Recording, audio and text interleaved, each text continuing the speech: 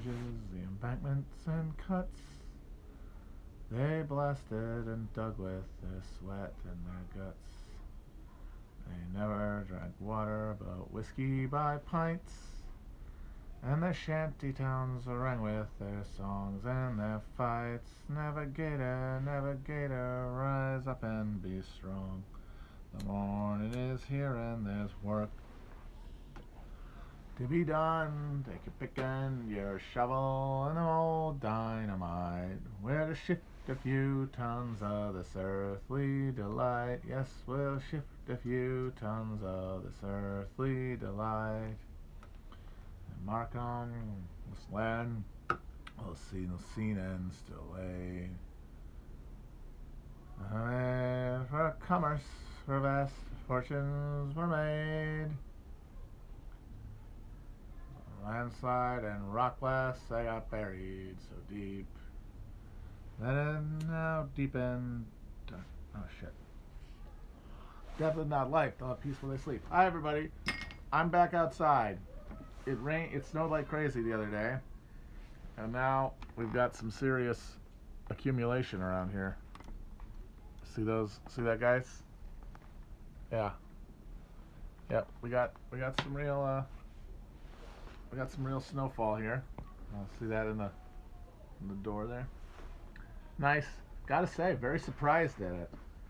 Kind of thought they stopped doing that in New York before March, but it's nice. Not too cold.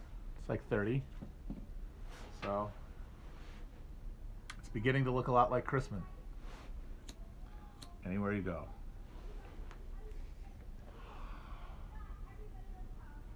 Ron Johnson, my senator.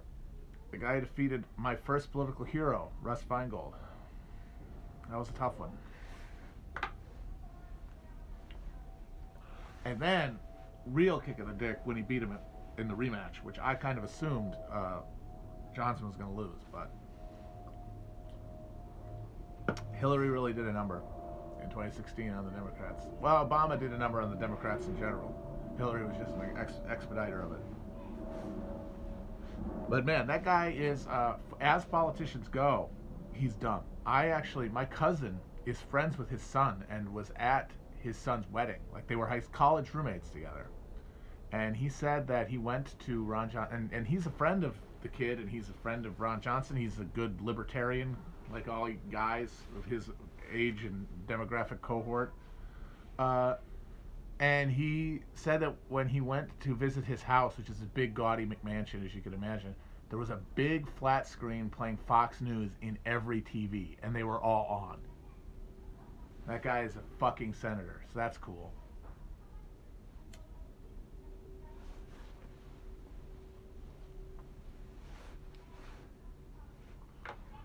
So, yeah, I really dislike that guy, but what are you going to do? What's the bench in Wisconsin to beat him? What is the way? What way can a Democrat win an election now at this point? How can a Democrat win an election in this country, given what they are as a party? Beyond, House seats that are all literally written for them to govern in. It's pretty grim.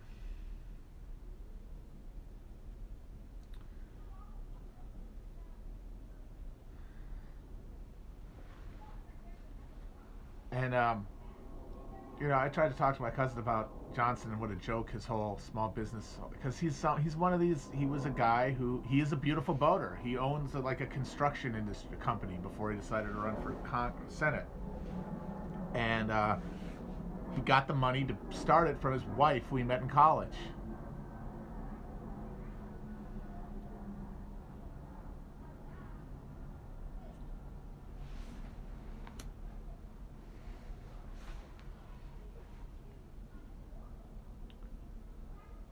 I don't wear shorts when it's outside, when it's cold, on purpose as a flex. I have done it occasionally.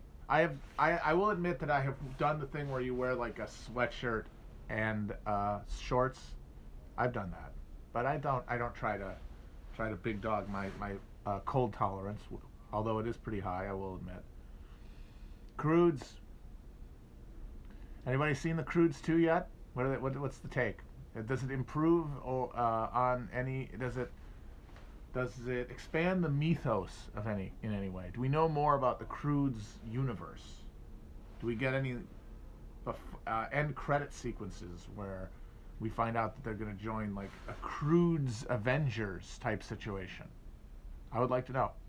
I've actually never been to the House on the Rock, which shameful for a Wisconsinite. That's one of our #1 tourist traps. But I've heard only bad things.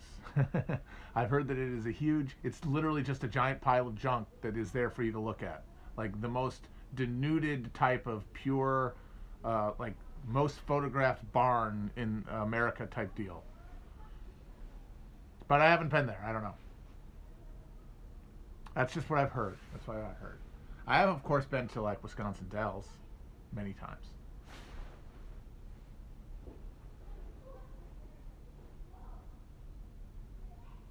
And I'm a little annoyed though that I have never been to Taliesin, which I think would be cool. Eagle River, of course, up north. I've been there frequently.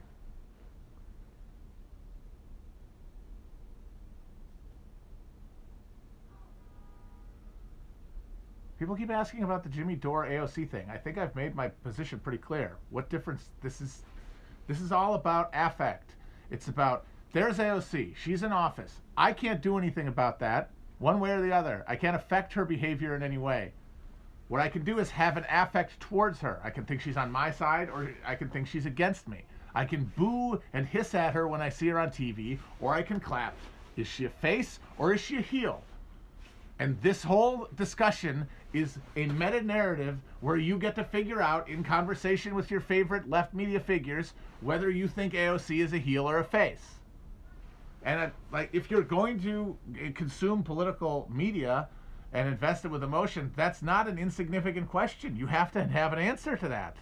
Everybody in this fucking drama that we're experiencing, this kayfabe political reality, everybody has to have a face or heel value for you to have programmed, so that you can get your joy out of having a reaction to when they do things, to get mad at them or to get happy when they do it.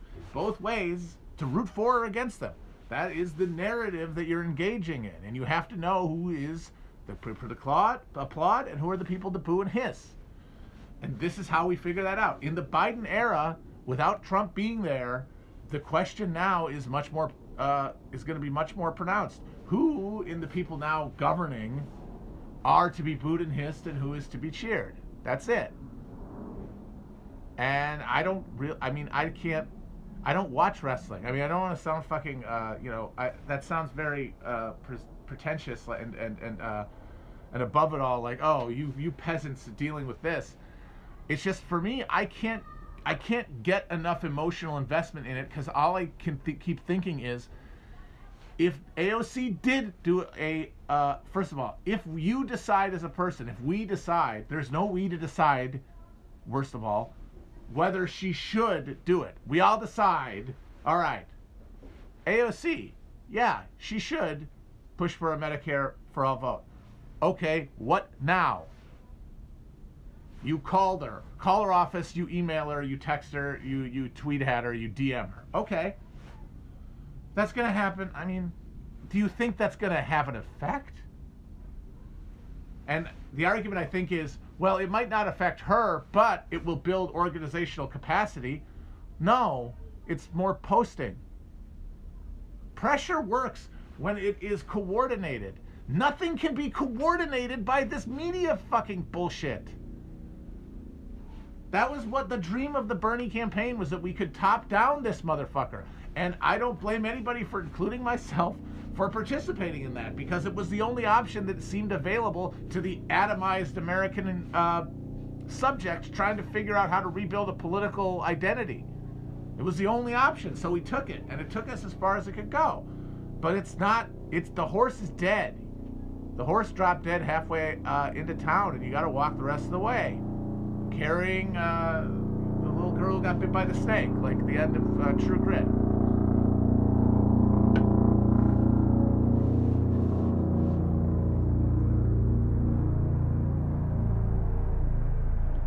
But also, if you say no, that she shouldn't do that, what does that mean? And there's the if she does do it, all right. Here's the people who voted for Medicare for all. Here's the people who voted against it. I guess the question is, like, you as a voter could say, I will not support them anymore. Like, you'll flush people. But we know, and the thing more importantly is, those votes don't mean anything. How many people campaigned on Medicare for all in 2020 to try to steal Bernie's left-wing credentials, including the fucking vice president-elect? They can say anything. And in a context where a vote is dead in the water, they can vote anyway. And more importantly, even if that did give you something to do, the thing to do disappears into the wind with every other media-based political organizational tactic. They can't work. We know it can't work. Everything else is secondary. I don't care about any of the fucking specifics of any of these arguments and about weighing like Jimmy Dore's soul against a feather to see if he can go to fucking the afterlife, or AOC for that matter. It doesn't fucking matter. You're just and if you decide AOC is not a heel, she's a face, well, good. Now you've got Jimmy Dore. He could be your heel. You've got somebody to boo out of it. You've got somebody to invest. You know the sides, so that you can cheer on the people that you want and boo and hiss the people you don't like. I don't care about it.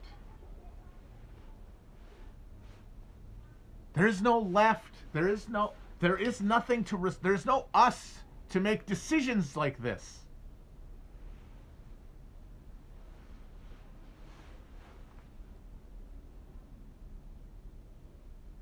But the main thing it is, like the real, like I'm not saying that this is what people have in mind, that this is why they think they're arguing, but the material under reality of all this is that the Biden era is going to be a new landscape, and it's going to create audiences for left commentary.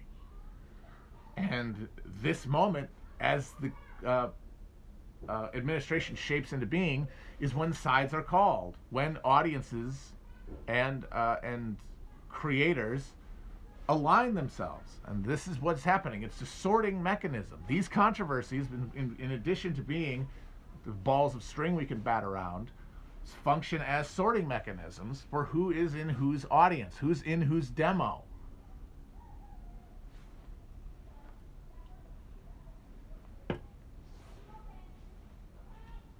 So that's that on that. I'm done talking about it.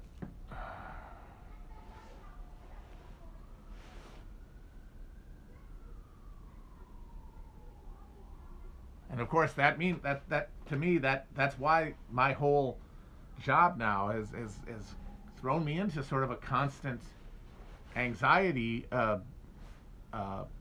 cycle, because I'm more and more convinced every day that this illusory political reality that we invest our emotions in is a fundamental hindrance to our ability to recognize the conditions around us and to act from them. But I also depend on this, for a lot of the good things in my life. So how do I square that circle? And that's the question I have to ask myself every day. And the answer, I think it has to come every day too. I have to answer that question for myself by what I do every day.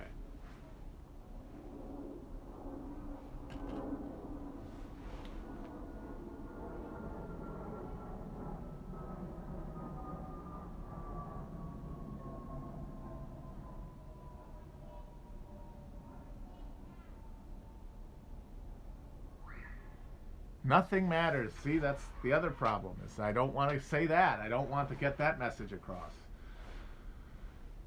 Everything matters, but the things that we have charged with political meaning don't. But we can charge other things with political meaning, things closer to us, things that we can engage with more concretely and more satisfactorily and less self-defeatingly. but they cannot be prescribed from a abstract point. That is another circle that I have to square every day. The grill is actually covered. Somebody's asking about the grill. The grill is, where is it? There it is. Look at that puppy. Look at how much fucking snow's on that baby. Love it. The weather outside is delightful, I say. Really does remind me of home. Yeah. Gonna get old man about it right now. Gonna get Proustian and crotchety, but growing up in Wisconsin, specifically coastal Wisconsin, next to the Great Lake, next to Lake Michigan, which had always a lake effect, which meant that even in a state that was already very, very snow covered during the winter, the lake counties would get even more. Yes, it's coastal. Fuck you. The Great Lakes are the third coast, sir. And if you want to get really like wacky about shit, if you want to like really wax, you know, like 19th century like crank historiography, geographic destiny style on America, it's kind of interesting that the places that vote Democratic are essentially all the places on water.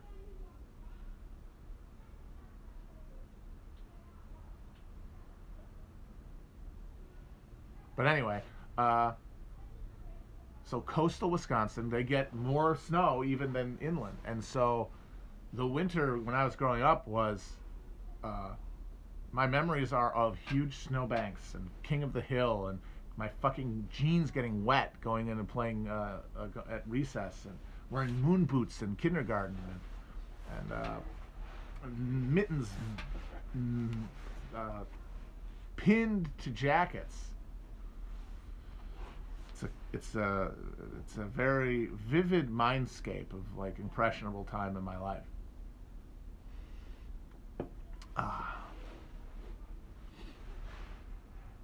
So yeah, I'm actually kind of like being chilling out here and seeing the big piles. Saw a snowman today. Awesome.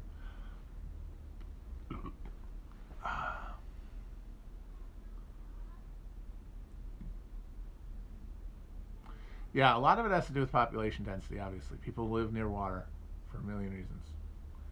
And the more people there are in the American, it just requires you to break down a lot of the more reactionary social responses that really can only maintain themselves in relatively stable population densities and low population densities.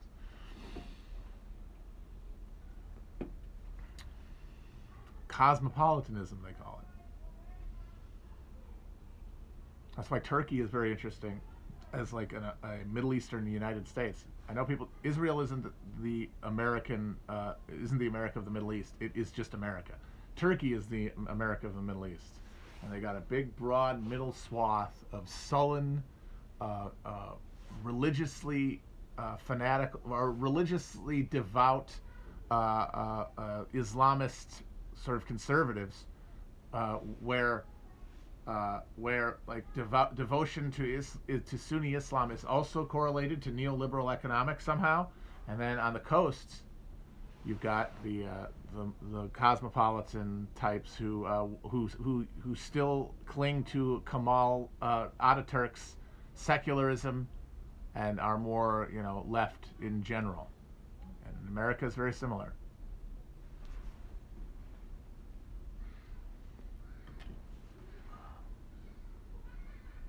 And if anyone ever wants proof of the argument that Turkey is the United States of the Middle East, a couple years ago there was some dumb kerfuffle about an American minister who got detained in Turkey because they thought he was connected to the Gulen network, and Trump did like retaliatory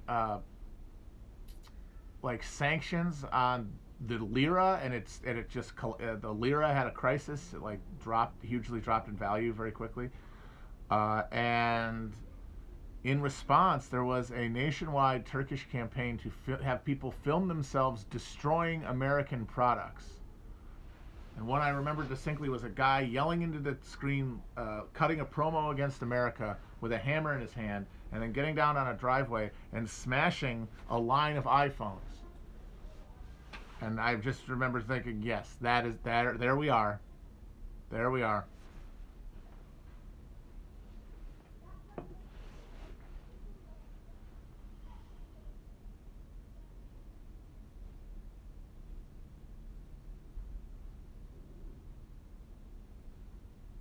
Flynn did try to black bag Mulan, and that's very funny.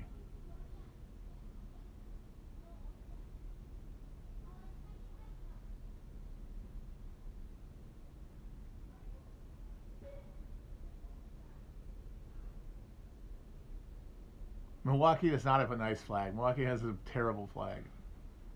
We're talking flags a couple weeks ago. The Milwaukee flag is embarrassing. Some clip art ass shit. And then Wisconsin itself has a bottom tier, bottom 5 flag. Somebody showed me that there's like a vexillology society that ranks the American flags, the flags of the Americas, rather, like all the states and provinces of the United States and Canada. I don't know if Mexico, but definitely those two. And number 1 was New Mexico, which, correct. And Wisconsin was in the bottom 5. Also accurate. Wisconsin's flag has the words 1848 on it, not 1488. Although you could do that if you wanted to. That'd be a clever bit of culture jamming. Because that's when it was founded. But that's just dumb. Why are you doing that? Why are you doing that? Why would you do that? Arizona's is also good. I would say that Arizona, New Mexico, the best flags, both of them. That's 1 and 2 for me in the United States.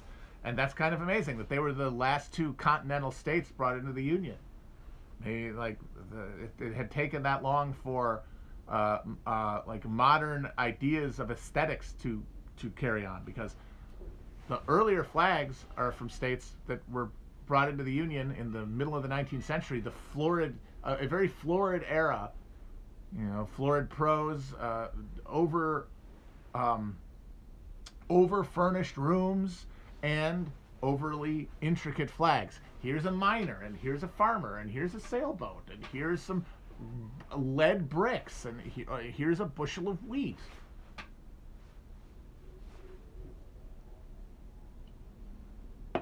Literal. Overly literal. You don't have to describe so much, dude. Leave a little bit to the imagination.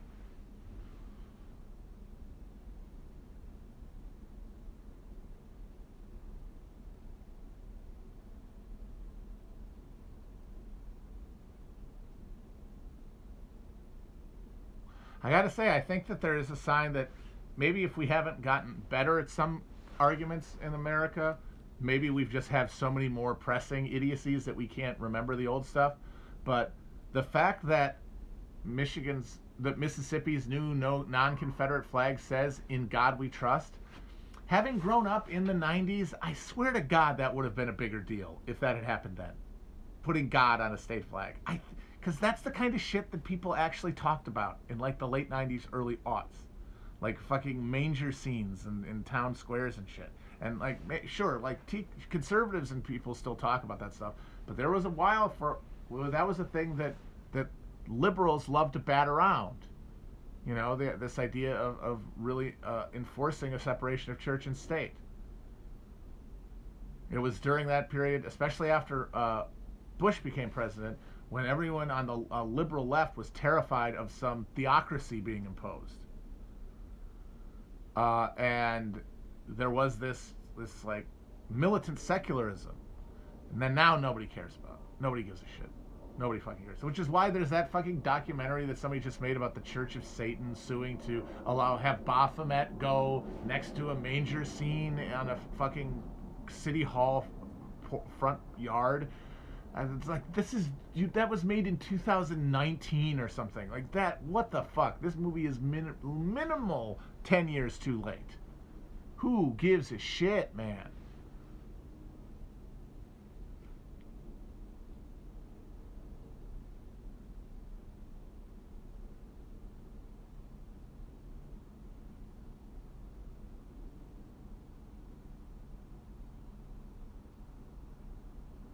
Yeah, there's no more Reddit religion than Church of Satan, which is just libertarianism with capes.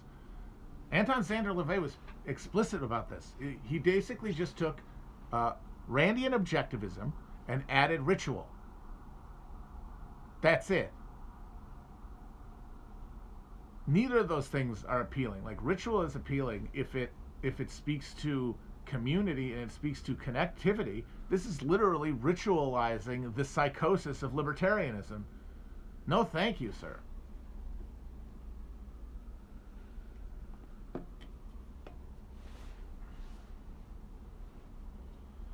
Baphomet was this is funny that, like, in this, yeah, Baphomet is a corruption of the name Muhammad, and it was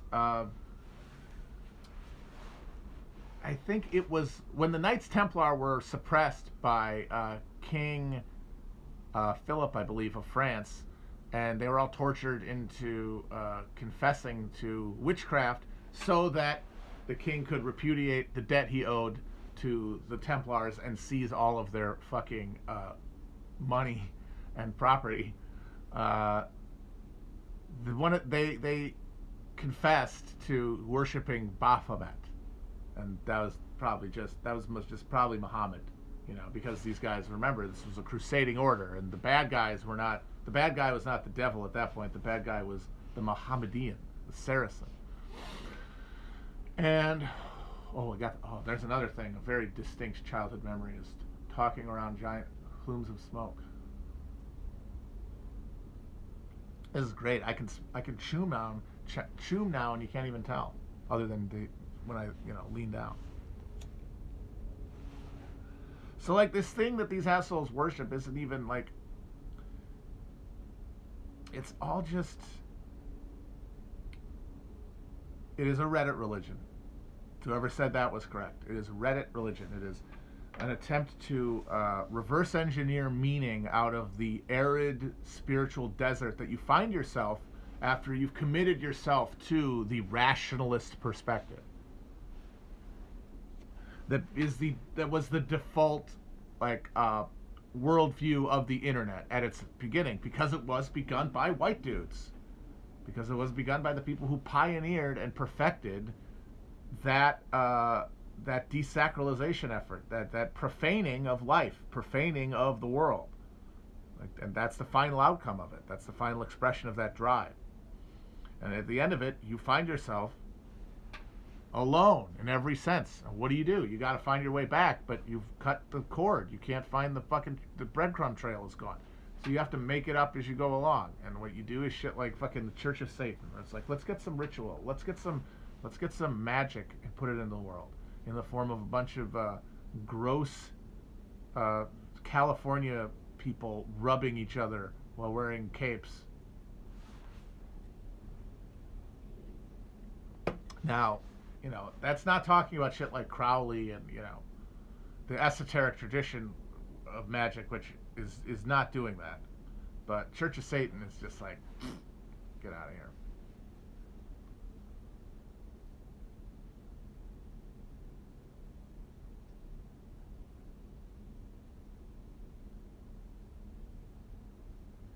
Freemasons are a similar deal. Certainly. But that's like at a higher social strata where, like, social bonds remain intact longer because you're perpetuating a class project, at least in the, at the elite level of Masonry. But I think for most guys, it's like the Kiwanis Club. And then even at the top levels, it's just like a Kiwanis Club for the rich and powerful, at which point, once again, conspiracy becomes an obsolete concept, because you're just describing capitalism and how it functions in social terms. Like, we know in other countries how these things work, like how social orders are used to identify potential wielders of power at a young age, or a relatively young age, and allow for them to seek connections to other powerful people and create networks of trust and mutual understanding of the world that can allow for different currents of power to develop. In South Africa, after the British left after World War II, and the Nationalist Party, which had been like which had been the like essentially the Boer Nationalist Party that had resisted British rule before the war, was opposed to the Liberal Party, which was like the dominant sort of collaborationist party with the British. And then after the war, the Nationalist Party became the dominant party because they were essentially the party of national liberation, like the Congress Party in India or the ANC later. And it meant that you had this rule, like the national rule within in South Africa was by this middle this tier of professional members of the Dutch Reformed Church, basically these Afrikaners. Because remember, there are tons of Brits, there are tons of English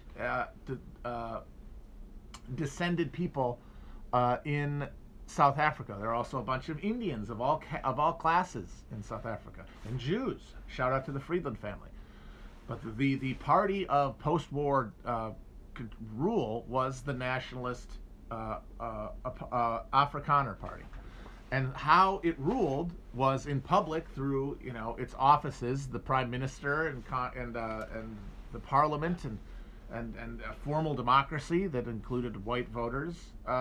But in practice, it was a cabal within the greater Boer ruling class of high-level industrialists and high-level professionals, both political and bureaucratic and academic, who mingled socially and through those social relationships established positions of power.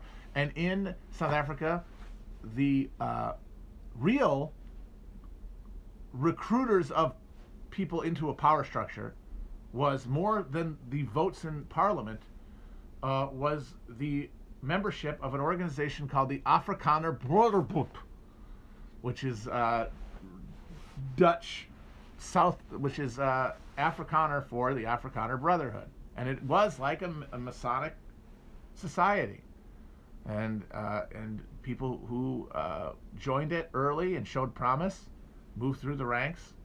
That's where Heinrich Verwoerd, who was like the post-war sort of mastermind of apartheid, that's where he came up, and they ran the whole show behind the scenes. But like, it wasn't really behind the scenes. You know what I mean?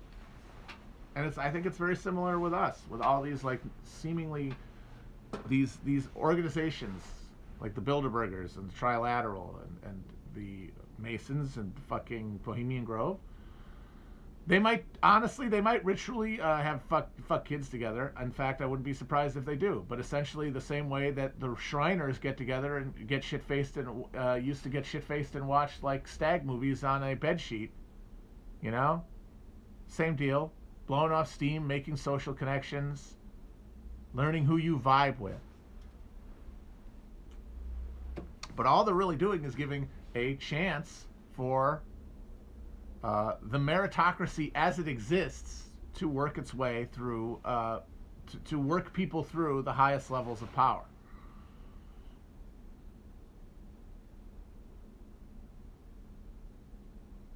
Virtue signal some more. What virtues should I signal? Who would like to see, who has a virtue? Let's do it like Cameo. Who has a virtue they would like to see me signal? I'll signal it for you.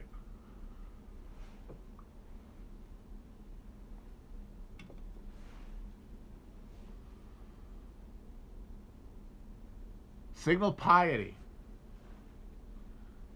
This is tough. Doing it self-consciously is difficult. You have to really have it built into your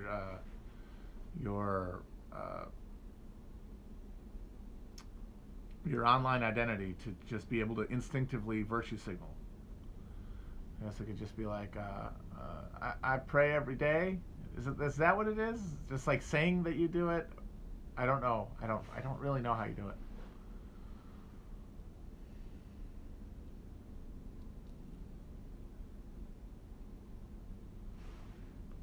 Somebody keeps asking about the Silmarillion. I am not the Tolkien guy, dude. I'm much more George R.R. Martin.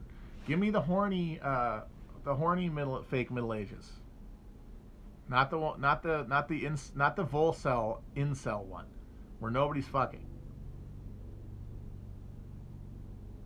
I read The Hobbit in 6th grade because it was a sign. I watched the Lord of the Rings movies, and the first 2 Hobbit movies, because that was when I would see basically every big movie in theaters.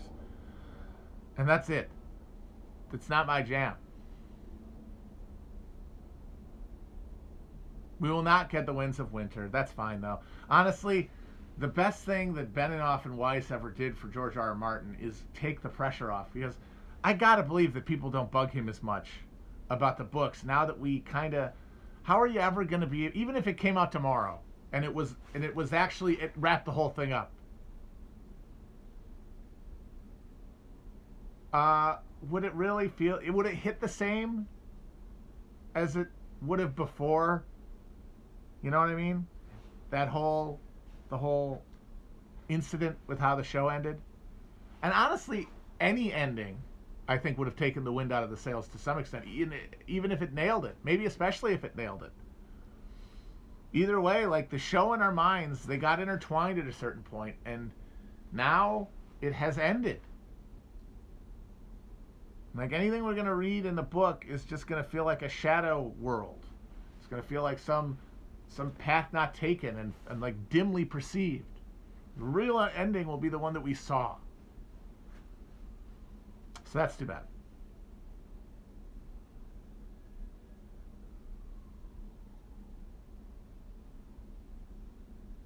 I'm gonna watch the prequel show probably, because I do like the lore, and if you get annoyed with Benioff and Weiss, at least all this stuff has been written, so you don't have to worry going in about them having to improvise.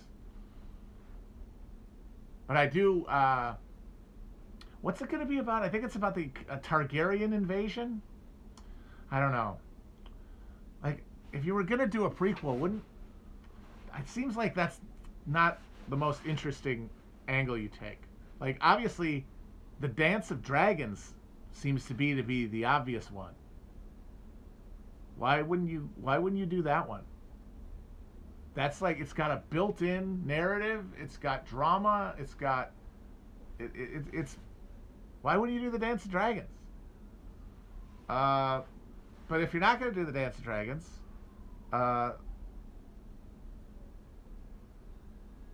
so you're just going to do, like, Aegon's Conquest, which is narratively has none of the back and forth action of the Dance of Dragons.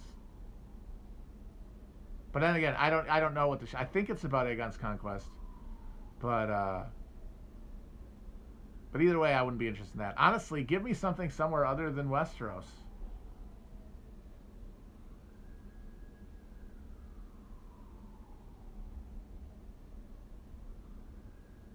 I originally thought they were going to do something about the Age of Heroes, but I guess not. Or are they doing that also? I don't know. We'll see. I might be over it by the time any of this stuff airs, and I might have evolved beyond the need to keep up with this shit. Who do the horsey people represent? The Dothraki or the Mongols? Or, like, I mean, essentially all steppe nomadic warlords. I don't have thoughts on the Silmarillion. Leave me alone.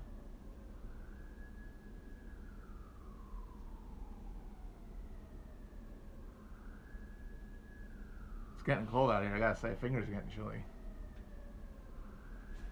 But I like it. Let me make a snowball.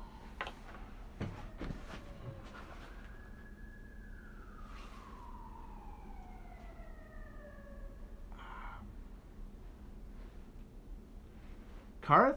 Isn't Karth basically like medieval Baghdad? Like, Bravos is Venice. But I think Karth is like medieval Baghdad. Oh, fuck.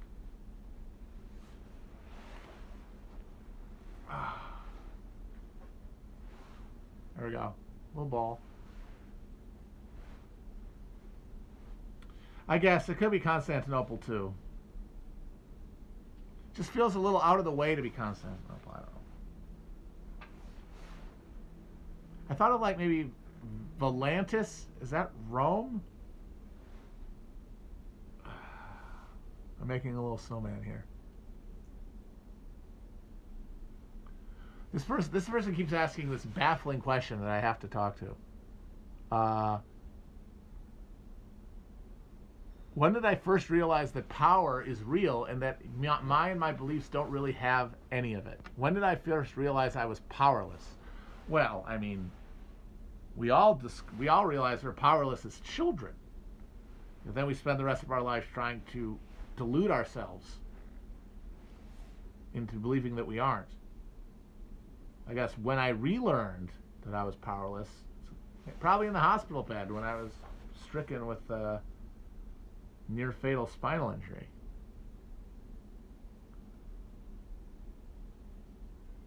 Look at this guy. He's a little snowman. I made a little snow guy. What should we call him? What should we call him? I'm taking names. Grogu? That's not bad. Grogu's not bad. That's kind of funny. I'm trying to make his head a little bit bigger. Crude? No. Maybe that'll be his last name. He's got to have a first name, though. Snowgru. That's not bad.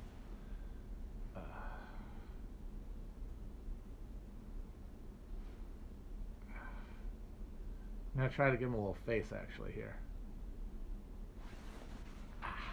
Ow. Apologize to anybody who listens to these on the podcast format, because you're not going to be able to see this. So this might not feel like it's worthwhile, but I think it's fun. Stop. That's good. Yeah, maybe I'll call him Stop. That's funny.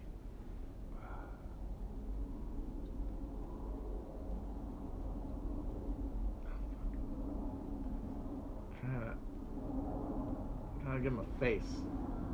I don't think this really works. I was trying to use these filter tips. Kind of looks freaky.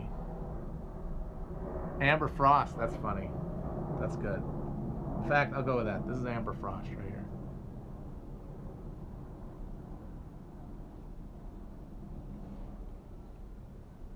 It's too bad we don't use.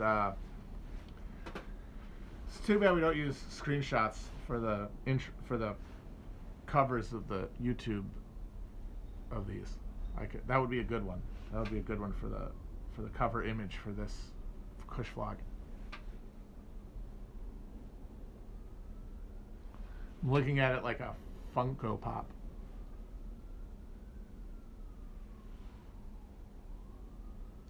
Frosty the Soy Man. Yeah, that's good with the eyes. It's like he's saw a sexy lady. Auga! Ah, man. My hands are cold. Who could have predicted that would happen? What the hell? Packing snow. Yeah, cool. This is awesome. Having cold hands afterwards. Fuck, this is bullshit. God damn it. Oh.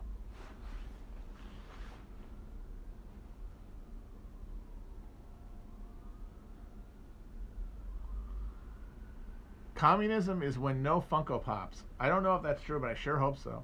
Because if not, what are you even fighting for? If the world you're fighting for has Funko Pops in it, you need to reconsider your priorities.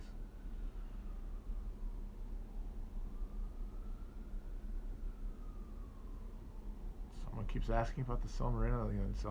Sweater God, people. I am getting trolled in the comments. I keep forgetting that not everyone can be as much a perfect avatar of good faith interaction as I am. It's sad. Sad!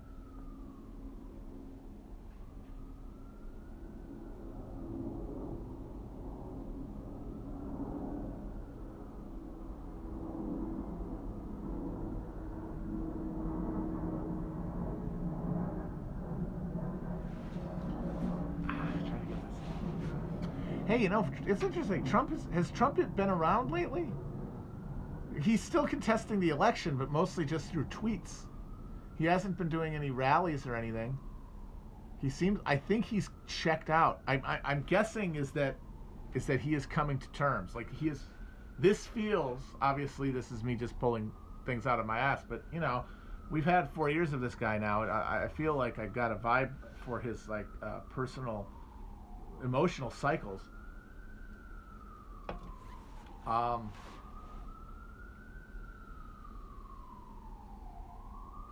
It feels like this is him hitting the end of the Kubler-Ross cycle and accepting that he's going to have to leave. I mean, there was that piece that said that he says he's not going to leave, but he's a fucking pussy. The thing that needs to be remembered about him beyond anything else is that he is a fucking pussy. Which means that he will leave the White House on that day to go do something else, like a rally, and then just not come back. He's not going to allow something happening as humiliating as being carried out by fucking U.S. Marshals. There's 0% chance. As much as it would be hilariously, aesthetically gratifying to see such a thing, and as much as liberals have been jacking off at the prospect for the past 4 years, he is too much a coward to do it.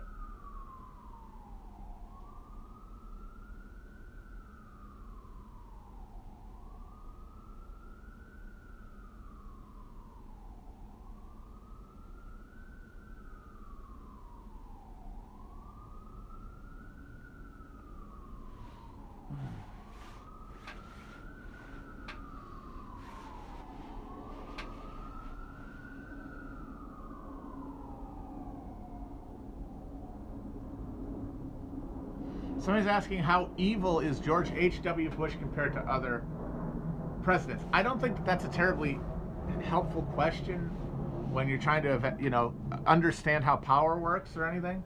But I do think that there have to be, right? Because everything has gradations. So there are gradations of evil within the presidential bestiary. And so there are more and less evil presidents. Like, I do think that that's true. Yes, they're all evil to a minimal threshold, but past that threshold, there has to be grades, because there has to be grades in everything. So that means you can talk about it. It's just, it's not tied to questions of, power.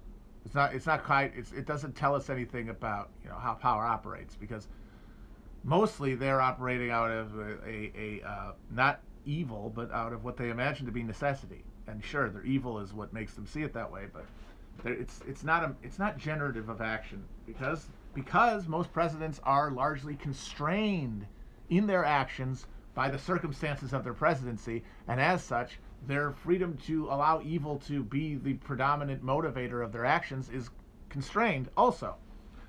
So as soon as you make that assumption and you clear that and say, we're not actually talking about anything that matters, we're just talking about, idly, who's the most evil? Who just seems like their brain was the most desolate snake pit?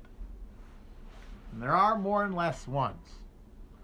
The least evil ones, I would say, the ones whose brains, if you entered them, would feel like a human brain.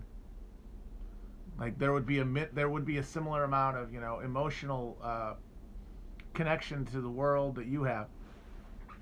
Lincoln, John Quincy Adams,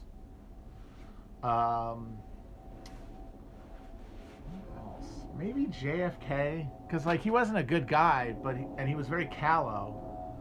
But or he might have been a stone psychopath. I don't really know enough about it. FDR, I think yes, definitely FDR. Probably even Teddy Roosevelt, even though he was a complete psycho. James Garfield for sure. Jimmy Carter, definitely. Honestly, no, I don't think either of them. Maybe Eisenhower. Grant, definitely. But we're all talking about, this is slim pickings, and the degrees are all relatively low. What about the people who, if you went into their head, would find snakes, would find reptiles, would find a cold-blooded detachment and lizard-like hostility to everything other than themselves? George H.W. Bush is top 5 for sure, 100%. Andrew Jackson also up there. Andrew Johnson also up there. Donald Trump, personally wicked, but too cowardly to do the stuff. Too cowardly and lazy. Bill Clinton, 100%. Barack Sacco Crumbo, 100%.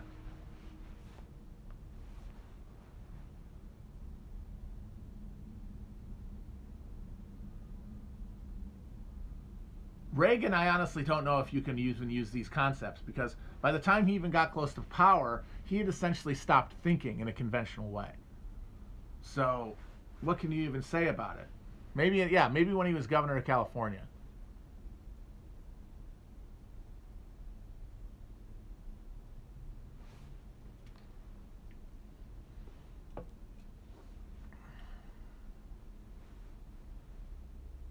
I would say, yeah, both Adamses.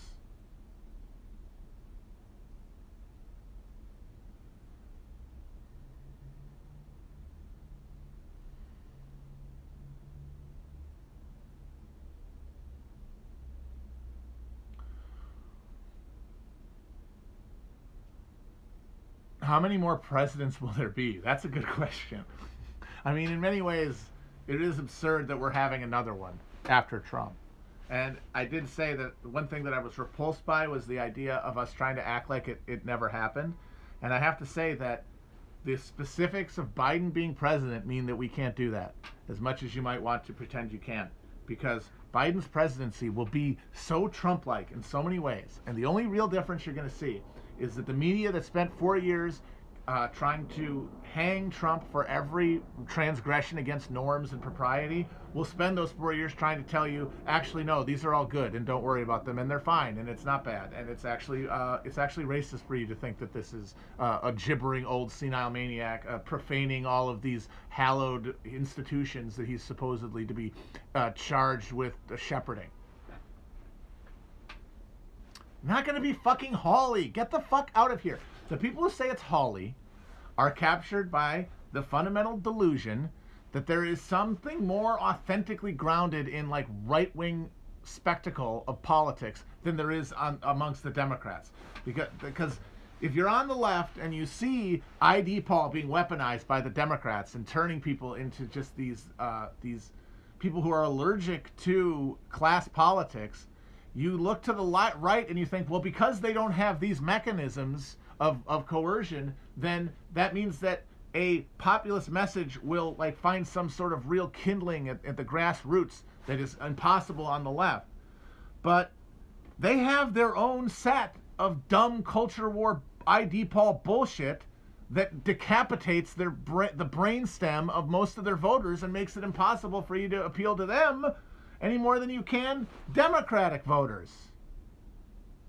And so if Josh Hawley does make a pitch to be the intellectually consistent national populist Herren Volk inheritor of pure ideological Trumpism, he will get smashed and destroyed by either Trump himself, if he just decides to deal with losing by spending 4 years running to get it back and then winning to make it up for it, and then hope he can die somewhere along the way so he can just stop, or Don Trump Jr., or some fucking carnival barking clown show who can press the brainstem of Republican voters the same way that the fucking DNC cynically presses the brainstem on the Democratic voters.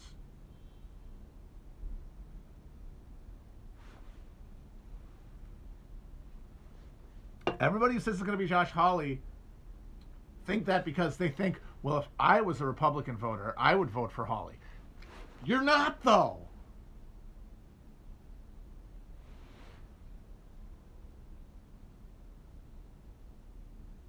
By the way, I found out that apparently Noah Hawley has a twin brother, I believe, who is a showrunner for a network procedural. It's literally like Donald Kaufman and Charlie from fucking Adaptation. It's astounding. Like, you've got the sellout brother who's just making shows about like horny cops, and then you've got the pretentious brother who thinks he's doing elevated cuisine, not flipping burgers. And apparently they hate each other. That's hilarious to me. And it makes the third season twin plot with Ewan McGregor really make sense, because twins, that's not really something from the Coens. That was something from Hawley.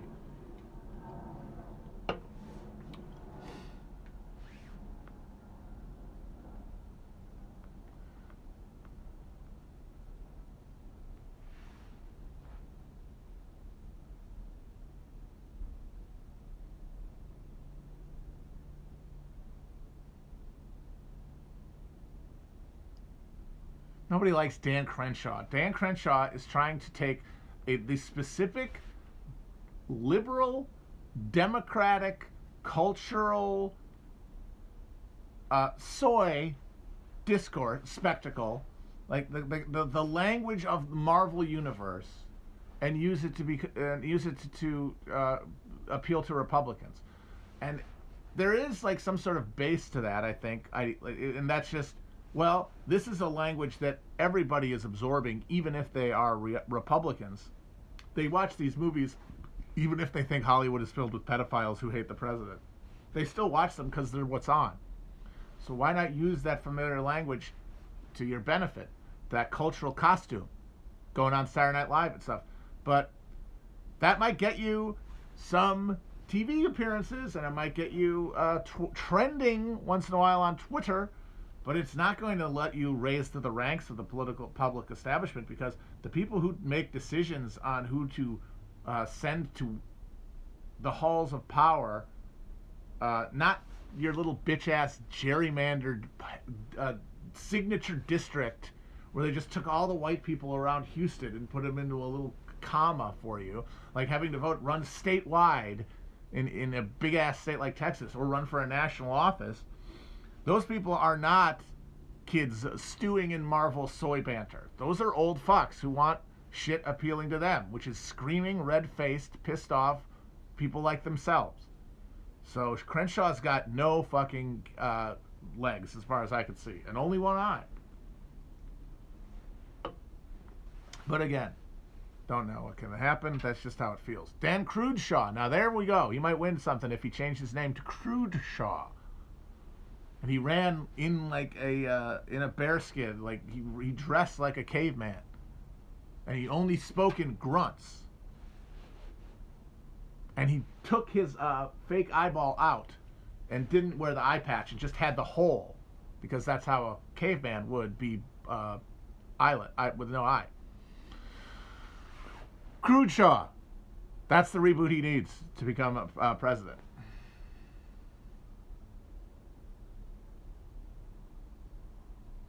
It would be funny if he ended up marrying AOC. It's like a dynastic Carville-Matlin marriage.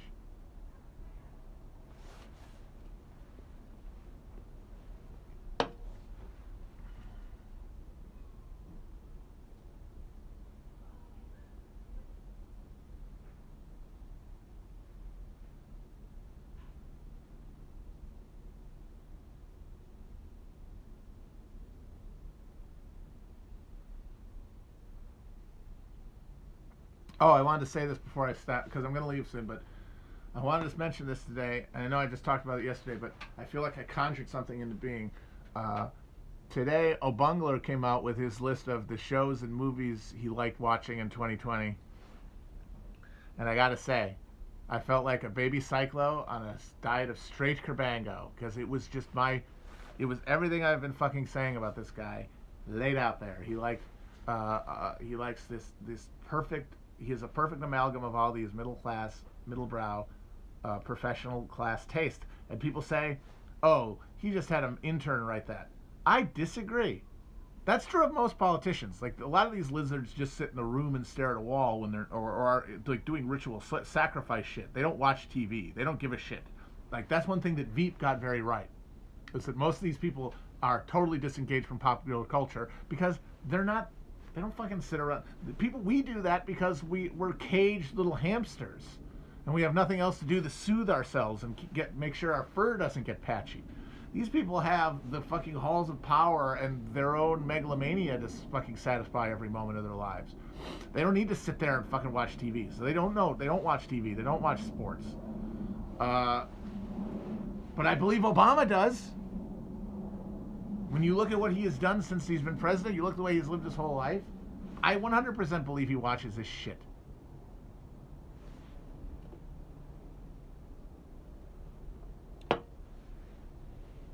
Because that's why he's doing it. That's why he ran for president in the first place and was president, so that he could watch himself be president and then tell that story again and again, to live as a narrative. And so he has to watch things. Like the way that Trump watches Trump, like that's the other thing. The president, he doesn't watch fake cable news. People who are actually, in connection to real power don't watch cable news. I mean, they might have it on in their rooms to like watch it, and if they're on it, they make sure everybody sees it, and like they use it as like a touchstone to see like, oh, what's today's scoop. But they're not sitting there watching it the way that you would have to pile up the hours that Trump does. But Trump sits and watches it. Obama watches those fucking shows. Obama watches those shows, and he watches those movies. And when he came out today with those, and people were saying, they were either saying he didn't really see these, or they were saying he didn't get it. How could he have liked this? How could he have watched The Boys? Doesn't he understand that he is the Vought Corporation in that movie or whatever? Doesn't he understand that he's Homelander? How could he have watched Buckaroo, the movie about rich white Americans going to hunt poor Brazilians for sport? And it's all about income inequality and global racial apartheid, and it's like a Maoist third worldist text. How could he have watched that? And they think, well, he didn't get the right message from it. He didn't get it. His brain wouldn't receive it. My belief, and I've said it before, I'll say it again, is that he gets it. He gets everything that you get out of this show. He got everything out of Parasite that you got out of it. He got everything out of Buckaroo that you got out of it. He got everything out of The Boys, and everything out of The Good Lord Bird, which he put on the list, and that got me. Yeah, baby. Yeah, Good Lord Bird. Obama watching this show that's supposed to be about John Brown and loving it, but I don't understand. How could he? He must not understand it. No, he gets it. He gets it. It doesn't matter. Because you think to yourself, well, I watch this stuff and it gives me these beliefs. If Obama watches this stuff and it doesn't, if he had those beliefs, he would act out of them. But he is where he is because he has made certain mental assumptions about the way the world works that have essentially allowed him to take any cultural critique and rationalize it as he is absorbing it, which is, in microcosm, the way that all cultural products under capitalism are recuperated.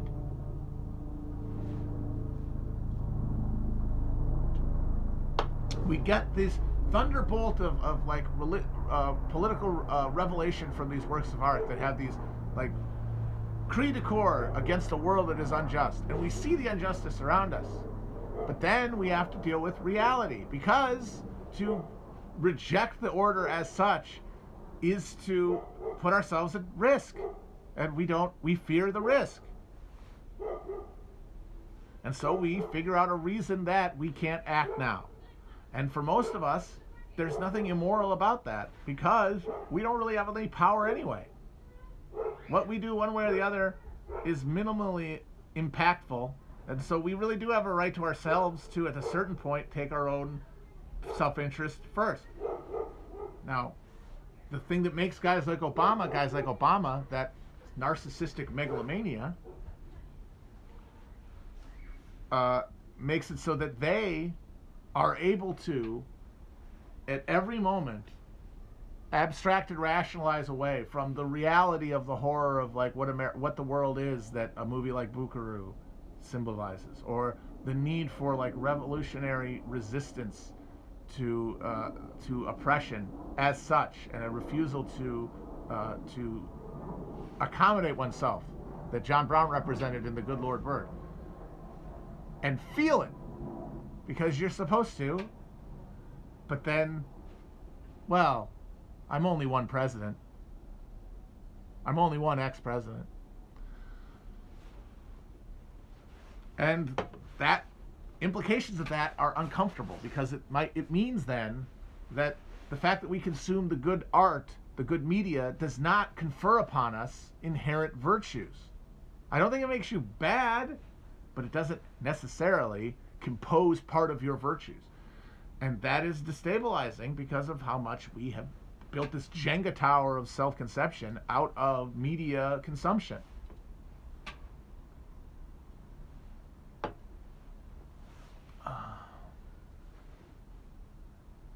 By the way, I'm sure it's not pronounced Buckaroo, but I don't know. It's Brazilian. It's Portuguese language name for a town. Buckaroo? I don't know.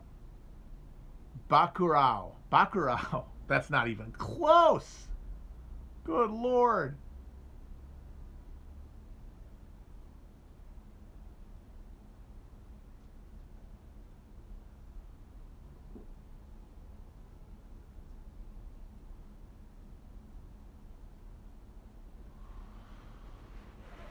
But he got the point. He watched Buckaroo and said, "Yep, global North, enslaving and exploiting global South.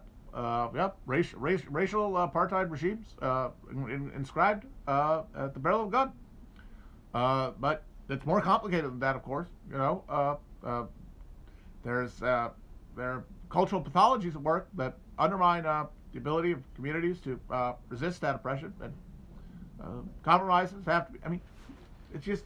And the thing is that the thing his brain is doing is all of our brains are doing at every moment to allow us to do things like, buy a phone that has literal slave labor in it. This thing here, these things have fucking coltan in it that was pulled out of the ground at gunpoint.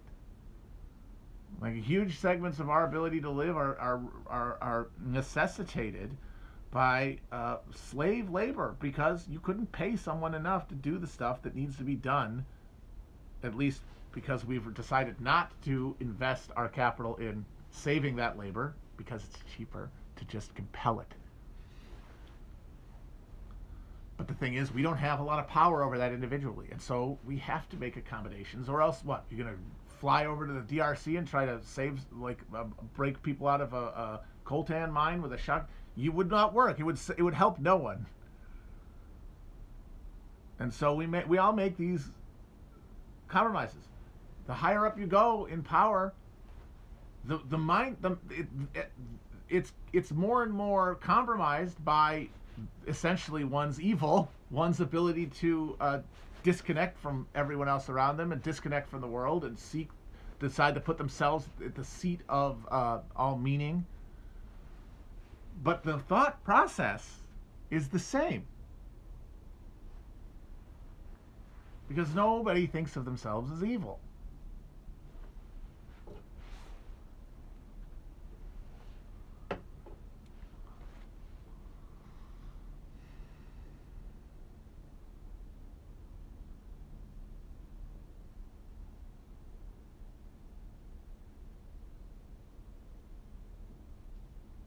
So that means you just got to watch the stuff and enjoy it. The same way you can listen to politics podcasts and pay attention to politics. You can watch your streaming shows and watch movies. I know I do. But doing those things have the same they have the same moral weight as any other consumer action, which is to say they're either neutral or just bad by virtue of the fact that they're contributory to a system that is bad. But they're also necessary to the maintenance of economic function. So maybe at the end of the day, they're all neutral. They're neutral. Let's say that. And so anything else you get from them has to come from their aesthetic elements, which are not nothing. Art means something. Art is always going to mean something. But it doesn't mean what we have decided it means any more than politics does, because they're the same thing.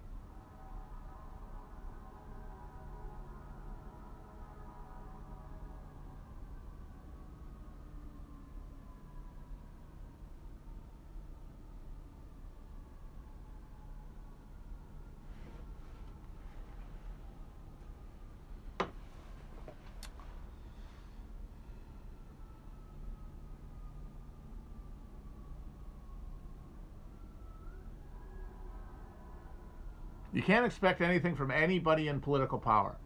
Political power responds to pressure. That's it. Political power is manifested in pressure, manifested in the ability to compel.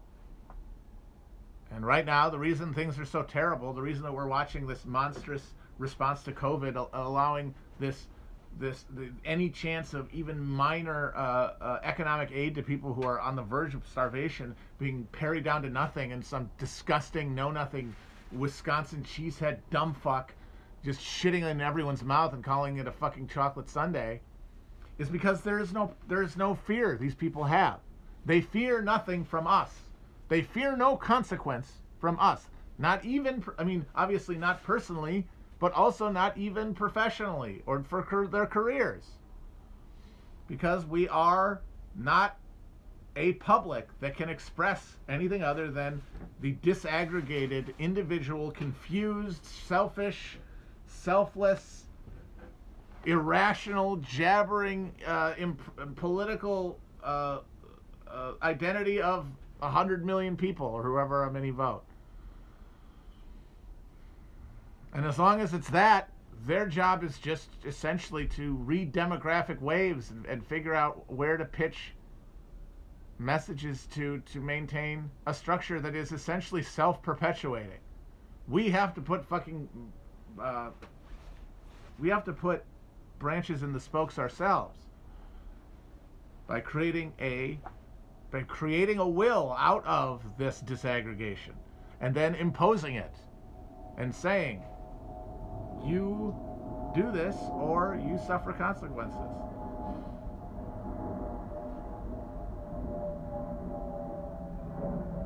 All right, it's cold as shit out here. I'm gonna go soon. So I think this might be my last. I might do another one tomorrow. We'll see. But I think it will be the last one. Either today or tomorrow will be the last one for like about a week. So that for the Christmas week I will be otherwise occupied, and I don't want to have to worry about keeping up a schedule. So we'll be back the week after, and so Wednesday the 30th will probably not be the first time back, but it will be. I can at least say that there will be a stream then, and that we'll talk about the last half of the first part of Richard White's The Republic for Which It Stands, chapters 4 through 8. And we'll talk about that. I'm reading chapter 4 right now, the one about home, and it's very interesting.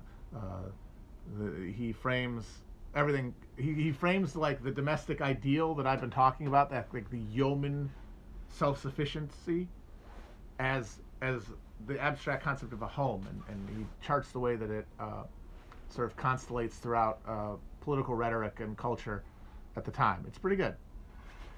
All right. Talk to you guys soon. Either tomorrow or in like a week. Bye-bye.